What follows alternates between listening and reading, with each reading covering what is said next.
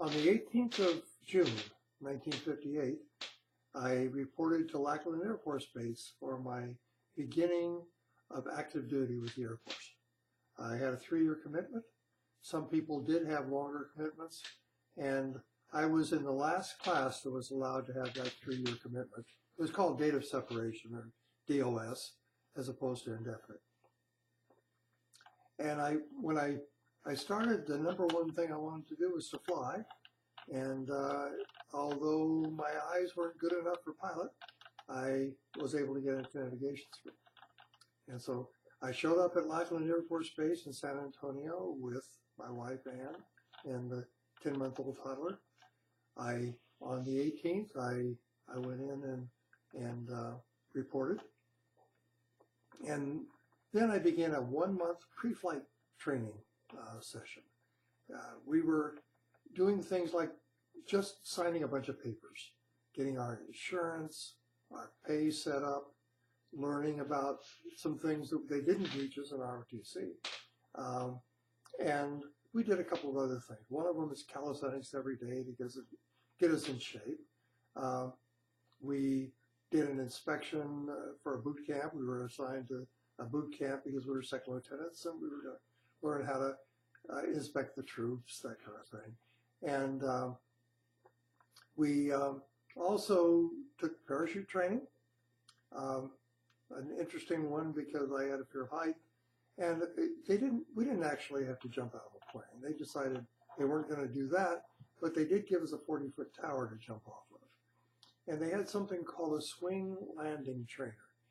It was a 12-foot platform, and you would hook up to a device and jump off this 12-foot platform. It would catch you, and then you would swing back and forth. And the idea was when you're landing with a parachute, depending on the wind and everything else, you might be swinging when you hit. And you were learning how to hit without breaking your legs as you come down. Military parachutes normally came down faster than civilian parachutes, and you needed to be able to tuck and roll when you hit the ground most of the time. Sometimes you could do it without that, but depending on the wind and the speed that you were coming down, you normally had to roll. The main thing was just don't lock your legs. The 40-foot tower was much worse, just because it was 40 feet high and it was hooked to a zip line. So yeah, I know people do it for fun. I've never done that for fun, and it didn't sound like fun at all to me. I was afraid of heights. I always have been. And that bothered me a lot. So in the time before we did it, and we did it about the 3rd week. So all of this time, I was worried about it constantly. I had trouble sleeping at night and all the rest of it. When the time came, I was the first one in line. I made sure I was the first one in line. For one thing, I didn't want to see other people jumping off. If I was nervous in the beginning, oh boy, would I be nervous then. And the second thing was, if I didn't go, somebody would push me. So I made sure I was up there right away. I got up there, I walked the plank, and that's what it was. You cross your arms, and you simply walk off this plank that was about 18 inches wide, and then you'd be caught by a zip line. You had, of course, the harness on and the risers. And so I made it through. I didn't hurt myself. A couple of people did. They hit their ankles on the way down. I was lucky not to do anything like that. Made sure to pull my feet up as we got down to the bottom. And I was very, very happy to get through that. One of the things that really got to me was the heat and humidity. I had been in heat because of the desert, never in the high humidity. And doing calisthenics every day was really rough. And there was an obstacle course where you had to lay down on your stomach and crawl for a while they were shooting machine guns across the top and all that kind of stuff, usual military stuff that you do. So after the end of that time, I had my uniforms.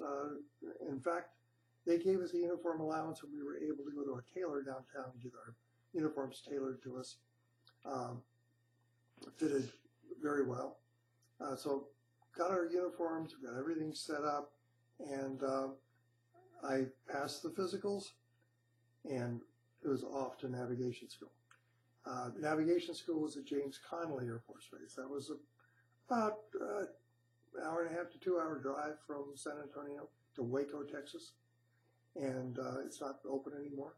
But we drove up there with Anna, the baby, and I, and found a place to live up there. It took a very short time to find a house. It was a 2-bedroom, small house, but nice. There were 3 other, actually like two right near us, and then one that was a little bit further away. Other students, and so we started a carpool. There was one right behind me, and then one down the street, and then another one a block or so away. That started the learning about navigation. It was from starting in June until the following April, so it was a fairly long course. We learned how to navigate a plane. There was no GPS, so forget that. And we couldn't use some of the tools that are available over this country because you didn't know where you were going to be flying. You had to be able to fly anywhere and navigate, including over the poles and across the ocean and others. So at that time, there just wasn't very much available. Celestial navigation was possible. You could get up and shoot the stars. And for long flights on slow planes, that's pretty good. But on most of the jets, you're just moving too fast to really make that very useful. As it turned out, when I went operational, we had a place for it. We never had a section. So the main thing was either map reading, looking out the window, getting pre-flight data, and just figuring out which way the wind was going to blow you. And then there were a couple of other little things like a radio navigation that you could hone in on certain radio signals. But compared to today, it was simply primitive. The GPS of today is fantastic. The other things we learned were meteorology, how to read the weather, to figure out what's going on. Now, of course, the meteorologists weren't able to do it very well, so you can imagine what we could do. And then the other thing was learning the effects of height, of altitude on the body. They put us in a tank, took the air out, so you were equivalent to 40,000 feet. Then led us back to about 22,000, where they asked us to take our mask off and play cards with each other and see how long we could go without passing out or starting to make huge mistakes. As it turned out, I was told finally to put my mask back on in 20 minutes. I really didn't feel a big effect. A lot of other people did. They started talking funny, or they started making mistakes in the cards. And the whole idea was to prove to you that how insidious it is to lack oxygen. That suddenly you can feel pretty good, and then the next thing you know, you're not working right. So it's oxygen deprivation can be very, very serious and very dangerous. So they taught us all about that. Night flying, little things like how to help your night vision by not looking directly at something, but a little to the side, a bunch of other stuff. And of course, we kept up our calisthenics and other things we had to do.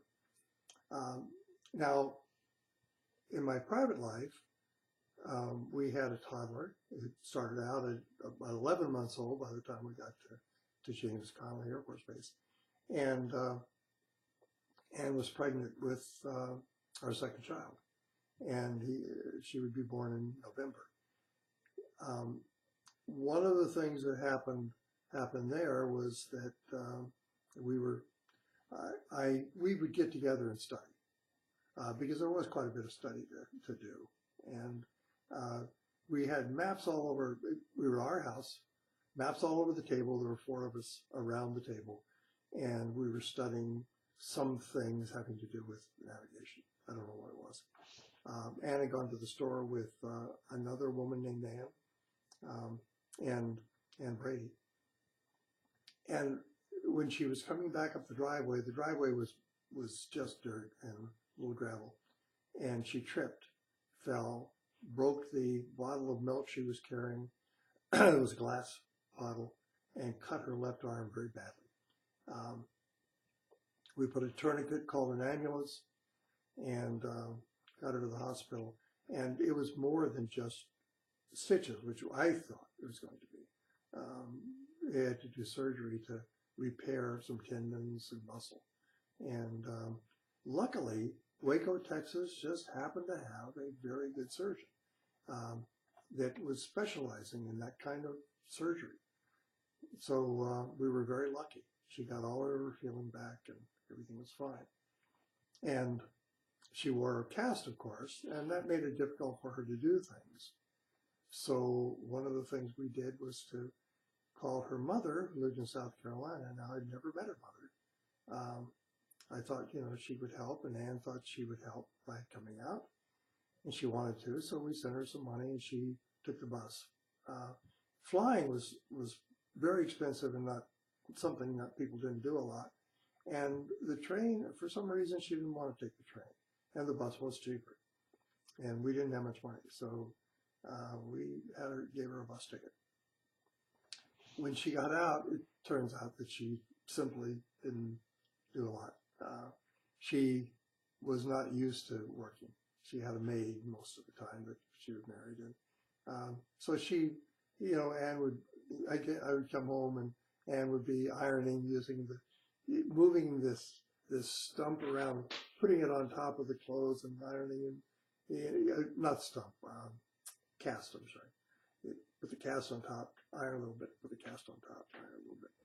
So she wasn't very useful, but she was kind of nice to have her around.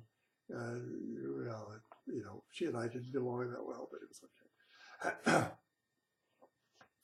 And in November, we had our second child, and named Louisa. It was a girl.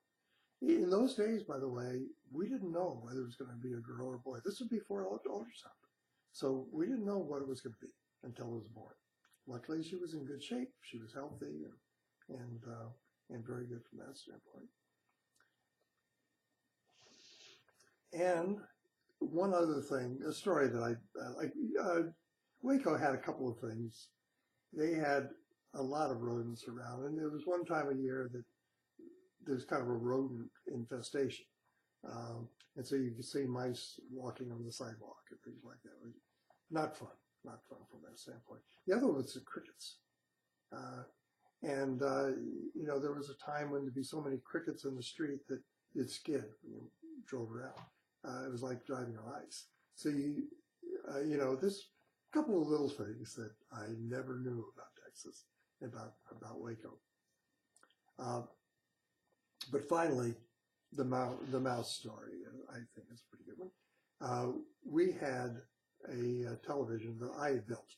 It was I don't know how big it was because, we started out with like 13-inch and then I guess even smaller than that.